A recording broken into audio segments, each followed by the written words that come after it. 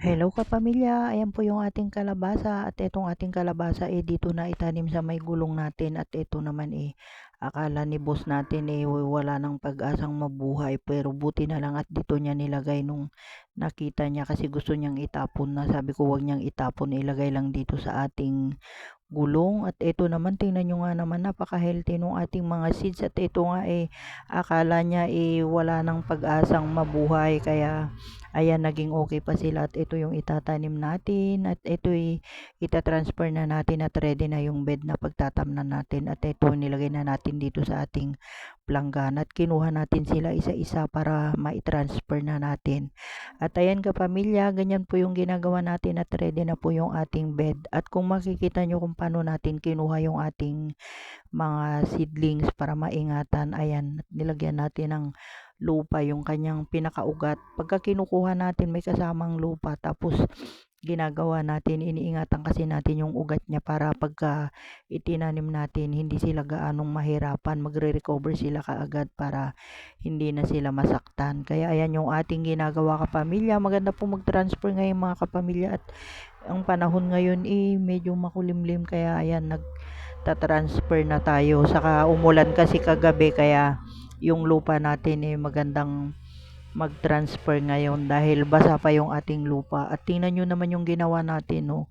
Yan, iniingatan natin yung pinakaugat niya kasi pagka nagta-transfer tayo, lalo na tong mga kalabasa natin, medyo malalaki na. Kaya yung ugat niyan medyo malalaki na rin. Kaya yan yung ginagawa natin. Iniingatan natin huwag masaktan yung pinakaugat niya kasi yun yung pinakabuhay nung ating pananim. Kaya yan yung ginagawa natin. At yan iniisa-isa lang natin. Hindi kasi tayo nagtatanim ng dalawang puno sa isang butas. Kaya ang ginagawa natin, iniisa-isa lang natin mga kapamilya para yung nutrients ng ating mga pananim kanya-kanya sila para mas mabilis sila mag-grow. Maganda kasi pagka isa-isa lang hindi sila nag-aagawan ng mga nutrients. Kaya ayan kapamilya, yan po yung ating tinatransfer at dito sa part na to kasi meron tayong pinakabakod dyan sa taas pagka umakyat na sila dyan natin pagagapangin yung ating kalabasa kasi mas maganda pagka nakaakyat sila para yung mga bunga niya hindi sila masira lalo na ngayon pagka ganitong nag-uulan kasi syempre nabababad sila sa tubig nasisira yung magiging bunga niya kaya sana maging okay tong tinatransfer natin at mamunga sila ng marami. Bali ito kasi yung seeds na naipon natin nung nakaraan yung kaibigan natin nagdala doon sa ating opisina na pinupuntahan kaya ayan hingi tayo nung seeds nung kanilang kalabasa at magandang klase itong mga kalabasa nila mga pamilya.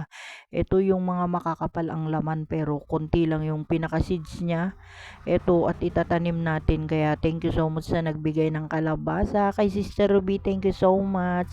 At ito tinatanim na natin yung seeds nung kalabasa na binigay mo sister at ito itatanim na natin at sana mapabunga natin at dito na tayo kukuha palagi nung ating mga itatanim.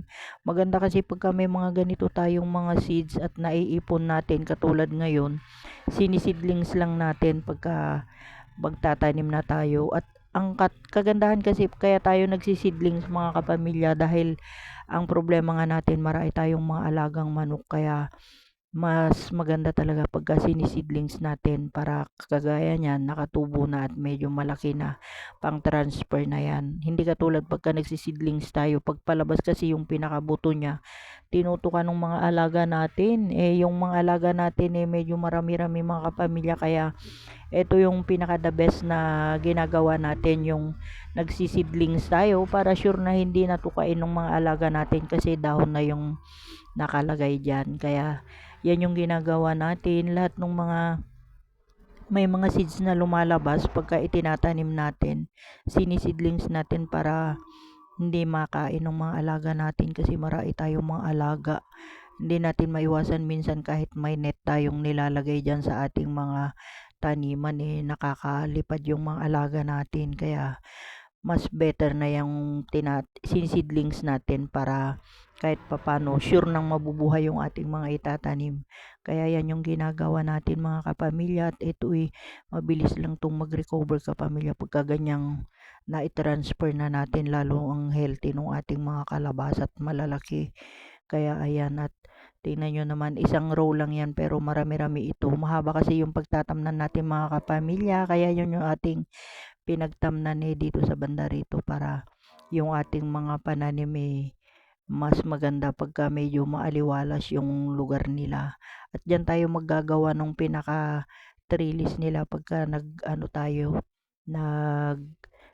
ng trellis para mas maluwang-luwang ng konti, kasi ang kalabasa malaki ang sinasakop niyan kapamilya, kaya mas maganda talaga pagka nagtatanim tayo medyo maluwang yung space ng ating pagtatamnan para pagka naggawa tayo ng pinaka-trellis niya, lalo na tong itinanim natin marami-rami, kaya kailangan medyo maluwang para yung mga sanga saka mga talbos ng ating mga pananim siguradong pag umakyat yan kakapal lang gusto yan sa ibabaw. Kaya ayan yung ginagawa natin kapamilya, ayan po yung ating mga kalabasa, at syempre excited na tayo makita pag lumalaki na sila, at syempre pagka namumulaklak at namumunga. Yan ang kagandahan talaga mga kapamilya pagka masipag tayong magtanim, at syempre may reward na binibigay yung ating mga pananim, kaya malaking tulong na naman mga kapamilya ang ating mga pananim na to sa ating mga pang-araw-araw na gastusin. Kaya yan yung ginagawa natin,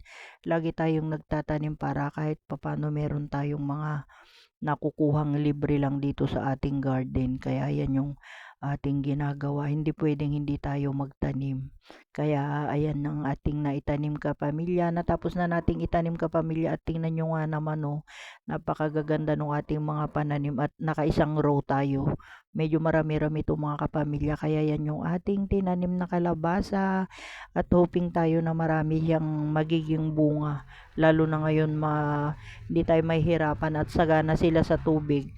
Kaya ayan yung ating kalabasa, tingnan nyo naman, at maganda-ganda yung ating mga kalabasa, healthy sila. At yan yung ating kalabasa, abangan yung update natin pagka siguro mga after 1 week mag-update tayo, at makita natin kung ano na yung improvement ng ating mga kalabasang na i-transfer dito sa ating bed.